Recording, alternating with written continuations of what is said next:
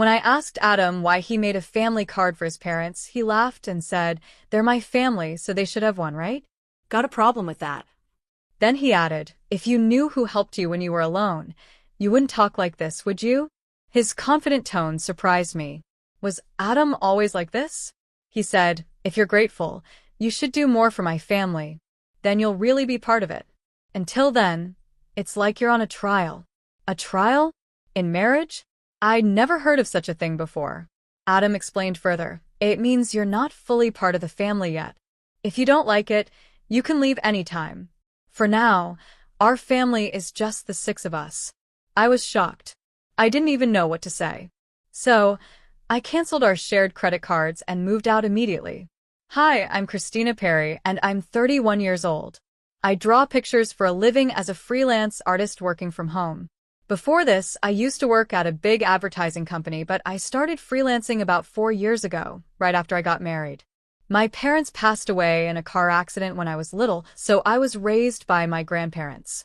When I went to college, I moved back to my parents' old house in the city center, and I've been living there ever since. I met my husband, Adam, at a French restaurant where he worked. It was a cozy place with good food at reasonable prices, so my coworkers and I used to go there a lot. Adam, the charming waiter, caught everyone's attention, including mine. He was definitely a good-looking guy with a cool vibe that stood out. Even the manager joked that some customers came just to see him, and honestly, I understood why. I'd be lying if I said I wasn't a little starstruck myself. Adam and I got close pretty quickly, and before long, people started calling us a couple. Somehow, we ended up getting married.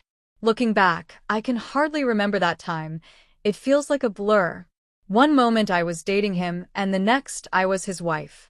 But I did love Adam, and I was truly happy to marry him. After the wedding, I left my job at the design company on good terms and started freelancing. Adam kept working at the restaurant, with long and irregular hours, often late into the night.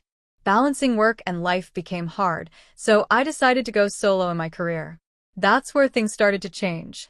I'd always wanted to work for myself, so when I told Adam my plan, he said, "That sounds smart, Christina.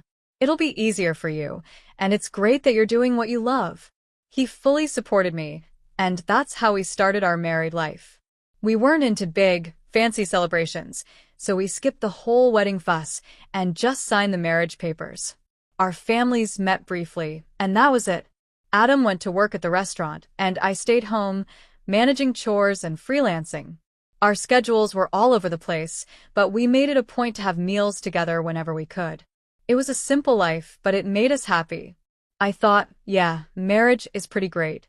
About a year later, things started to change. "My family wants to visit. Is that okay?"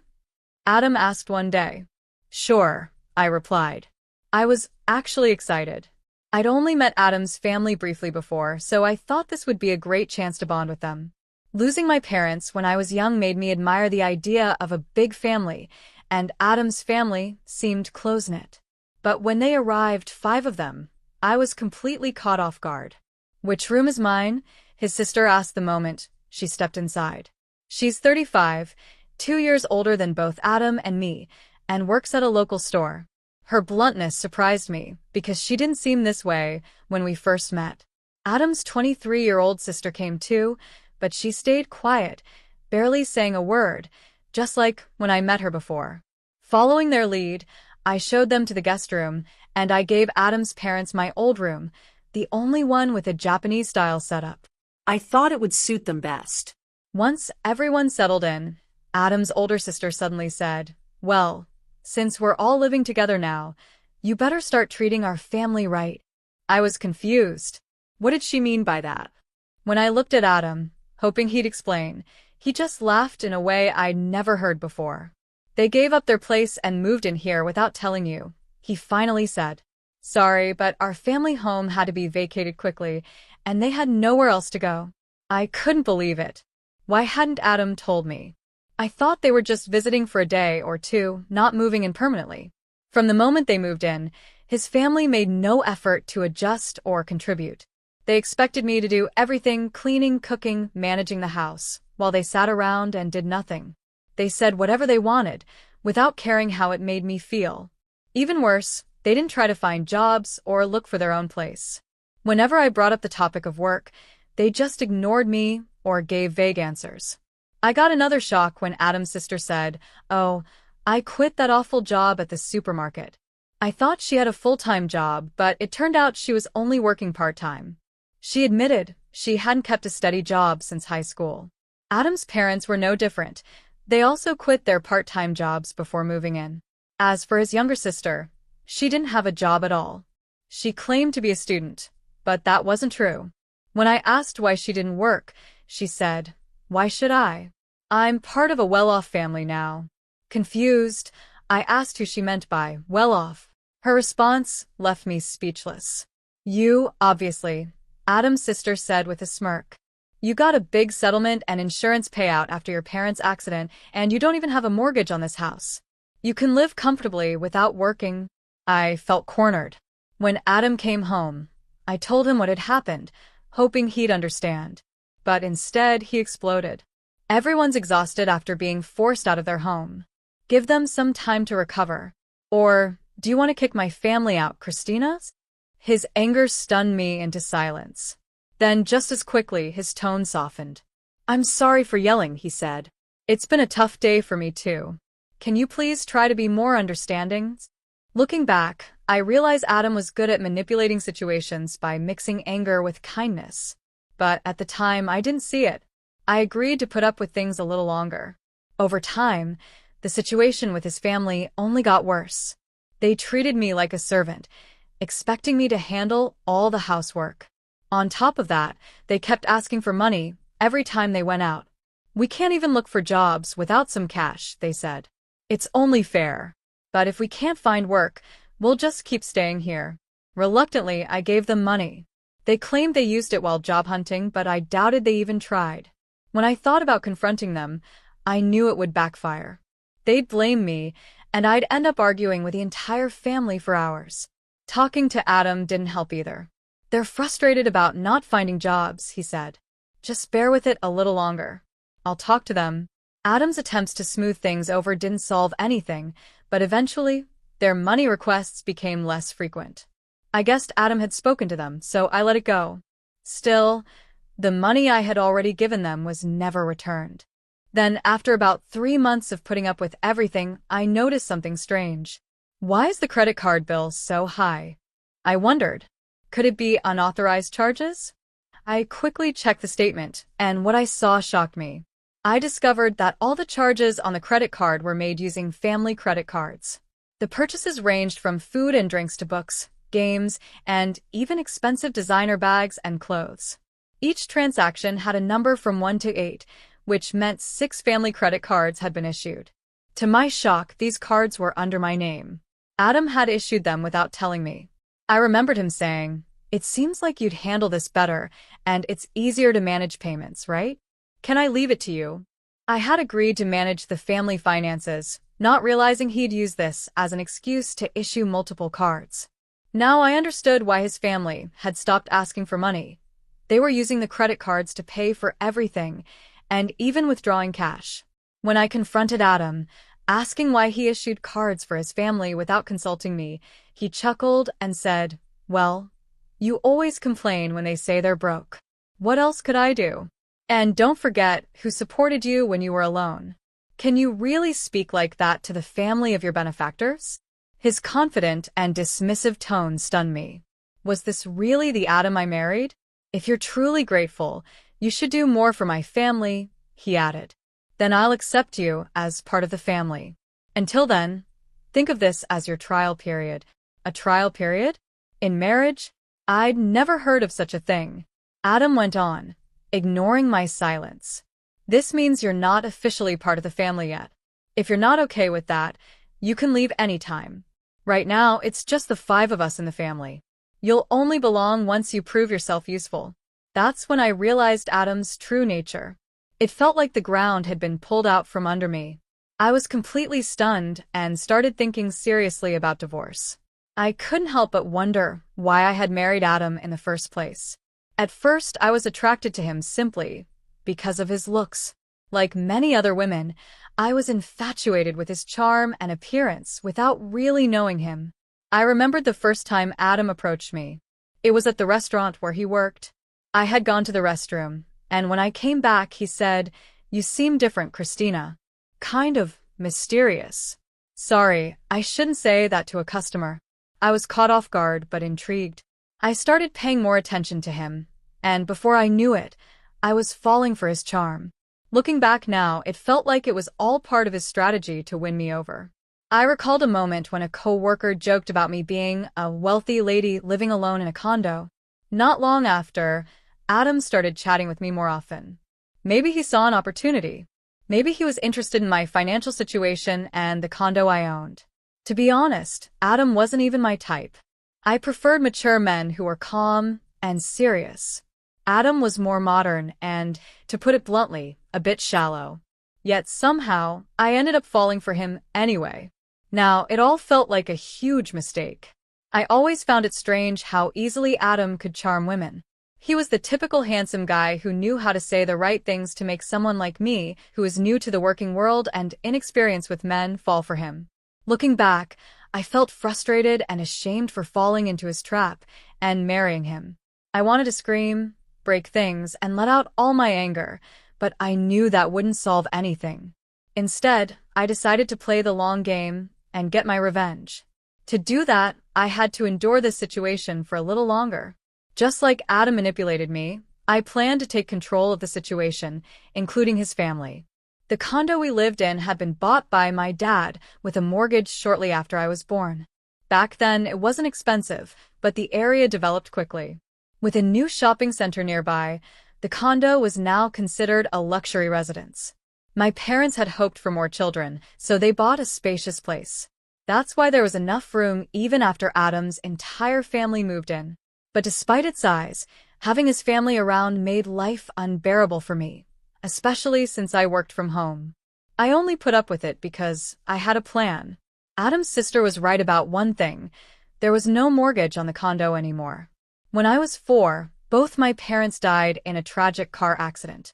They were on their way back from my paternal grandfather's funeral when their car was hit by a speeding vehicle on the highway. I was supposed to go with them that day, but I stayed home because I had the flu and a high fever. My maternal grandparents came to take care of me at our condo, which is why I survived. The mortgage was paid off through credit life insurance after my parents passed, leaving me with just the property taxes and management fees to handle. When Adam saw how little the monthly costs were, he suggested something. Since there's no mortgage, I'll contribute just a bit more than what you're paying for taxes and fees. That should cover our household expenses with your income, right? Then we can each use our own earnings for personal stuff.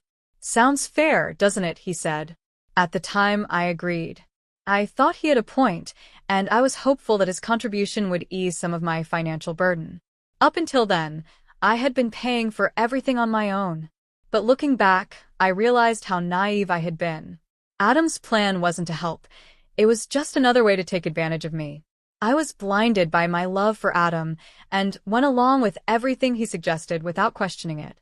Adam probably saw himself as the head of the household, the one supporting me, which is why he felt comfortable calling me a parasite. But the truth was very different.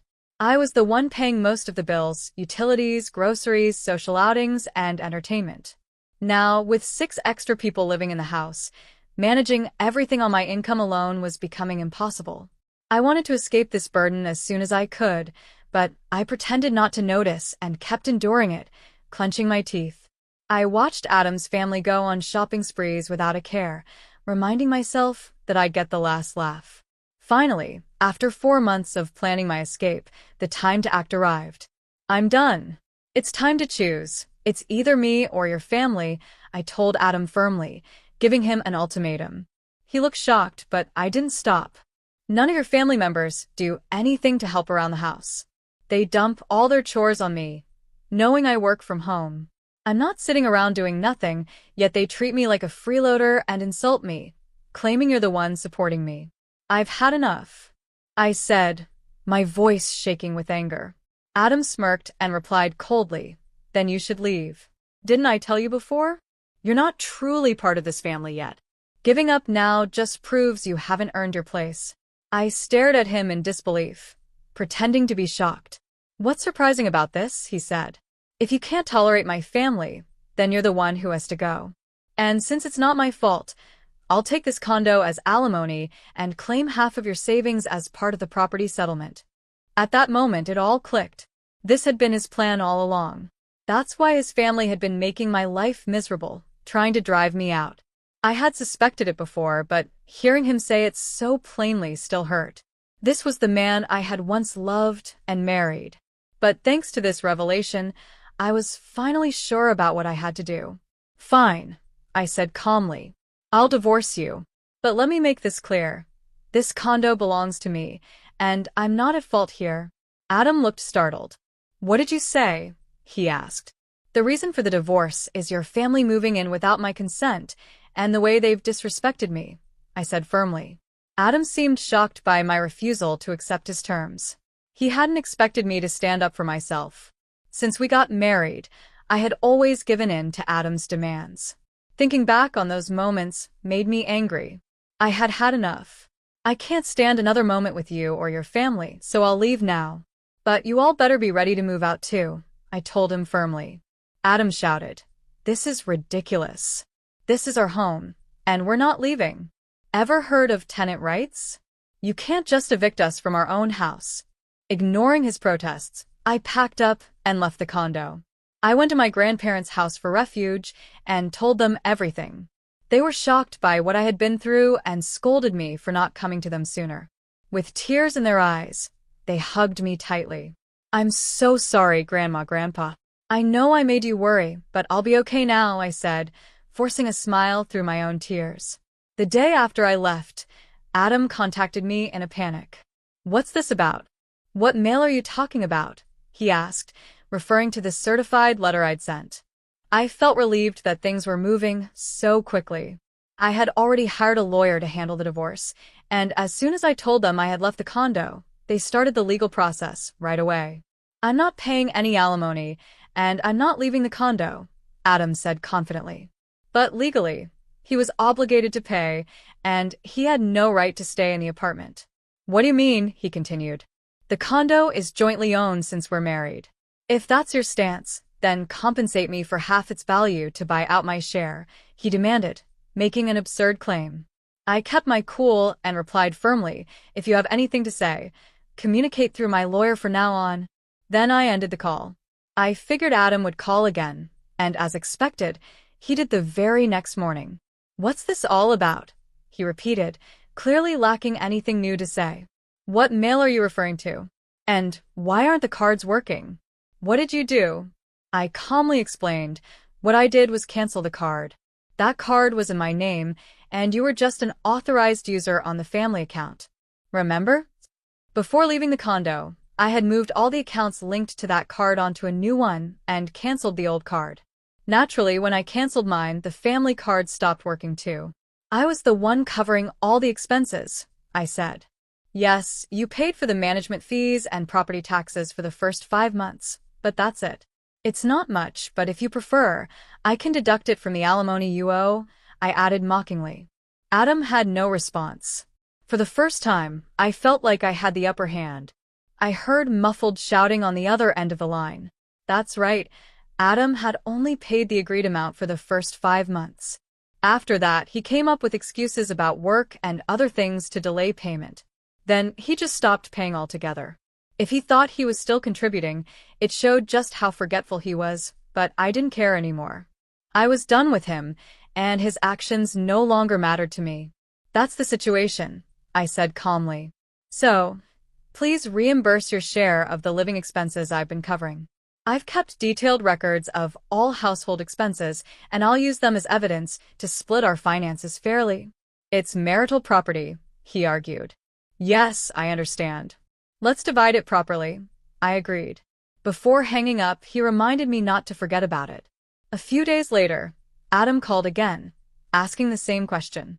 I realized not only was he forgetful, but he also couldn't seem to come up with anything new to say. "What do you mean the shared property division is zero?" he demanded. "You must be swimming in money from your parents' insurance and alimony." "Ah, so that's what he and his family assumed," I calmly explained. "My savings from before the marriage aren't part of shared property." And since we didn't save anything during the marriage, the shared amount is naturally zero. If you think I'm lying, feel free to check with a lawyer. From now on, please communicate through my attorney. I won't talk to you directly anymore. Goodbye. I hung up, blocked his number, and felt a wave of relief. A month after I left, Adam and his family finally moved out of the condo. Not because they had a change of heart, but because they couldn't keep up their lifestyle without my money. Adam's income alone wasn't enough to support a family of 5 who had grown used to spending lavishly with my credit card. Tightening their belts wasn't an option for them. I had allowed them to use the card, knowing it would eventually lead to this outcome. When Adam's family ran out of money, they started demanding shopping funds from him. When he refused, they began stealing from his wallet. Even as he got angry, they blamed him for my leaving. To make things worse, the utilities, electricity, gas, and water were all disconnected. I had arranged for this since the condo was in my name, and I had no intention of returning. Adam tried to get the utilities restored, but since the accounts were under my name, only I could authorize it. Without electricity or water, the sweltering summer heat became unbearable. After weeks of struggling, Adam and his family had no choice but to leave. As they vacated, I couldn't help but feel a sense of closure. They had created their own downfall, and now I was finally free. I didn't know, and I didn't care anymore. Adam tried to hold out until the very end, but without electricity or even the ability to take a bath, he eventually gave up. The divorce moved faster than I expected, not because Adam had a change of heart, but because of his own mistakes. He betrayed our marriage by chasing after someone else, thinking he could easily get rid of me. He bragged about owning a fancy downtown apartment to impress younger women. It was shocking that he acted like this with his family still living in the house, but it wasn't surprising, they just ignored it. Before I left, I had quietly installed cameras in the house. They recorded everything, giving me all the proof I needed. Adam must have underestimated me, but the disrespect he showed was undeniable. He had brought his family into my home without asking, racked up debts on the family credit cards, left me with the bills, and then cheated on me. I demanded substantial compensation and alimony for everything he'd done. When Adam saw the amount, his face went pale, and he begged me to reconcile. But I had no intention of going back. Knowing he couldn't pay, I pushed him to borrow as much money as he could from his workplace and took whatever assets I could. When I threatened to take legal action for the fraudulent use of the family cards, he finally agreed to my terms. I can only hope he works hard to pay off his debts, but that's no longer my concern. The divorce is now final, and I'm staying at my grandparents' home. I haven't decided what to do with the condo yet.